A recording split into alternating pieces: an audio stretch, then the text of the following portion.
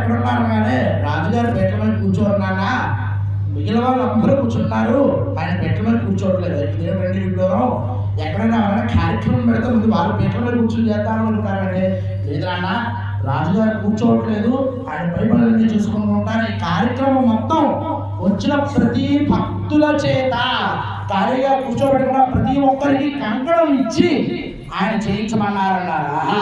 ఇది కదా నిజంగా వచ్చిన ప్రతి భక్తుల చేతుల్లోని కూడా ప్రజా శ్రేయస్సు కోరి ఒక పల్లెం పెట్టి ఒక కంకణం పెట్టి మీ అందరినీ కూర్చోబెట్టి చక్కగా ఆయన ముందుండి పనులన్నీ చూసుకుంటూ సర్వే జనా సుఖినో భవంతు అనేలాగా, లోకా సమస్త సుఖినో భవంతు అనేలాగా ఆయన చక్కగా ముందుండి మా అందరి మీద కూడా ఈ కార్యక్రమాన్ని నడిపిస్తూ ఆ స్వామివారి కృపకు పాత్రులు అయ్యేలాగా, ఆ స్వామి ఆశీస్సులు అందరికీ వచ్చేలాగా చక్కగా రాజుగారు ఇంత మహత్కార్యాన్ని ఆయన సంకల్పించారు. మీరందరూ దగ్గరుండి ప్రోత్సహించి ఇంత దగ్గర దాకా తీసుకొచ్చారు. ఎందుకంటే